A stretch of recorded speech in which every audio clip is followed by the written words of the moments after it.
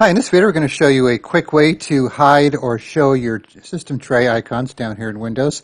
This is like an all or nothing thing. It's not just to hide the clock, it'll hide everything, and then you could easily get it back if you want. We have another video on how to hide just the clock or the date or both, so I'll put a link in the description for that. You can check that out. So this is a little program called, or a little app called HideShowIconTray. It's a zip file. Once you extract it, you'll have two main files here, the hide and the show.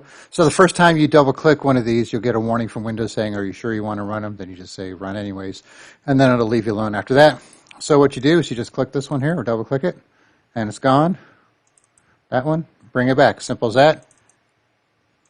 So I mean you could put these pin to start, let's say, pin to start,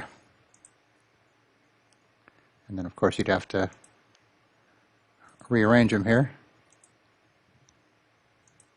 So you don't have to scroll through the list here. So that way now you could just go kind of a show or hide, that type of thing. So that's pretty cool if you want just a quick way to kind of give yourself some more taskbar space or just get it out of the way if you don't like looking at the clock. If you're making like a video or something, you want to hide it real quick. So I'll put a link in the description for that. You could download the zip file, just extract it, and then you could run either one of these. You should just put this folder somewhere, you want to keep it if you're going to make shortcuts, and leave the other files with it. Don't try and drag the executables out of the folder and think they're going to run by themselves, because they're most likely need these other files to function. All right, thanks for watching, and be sure to subscribe.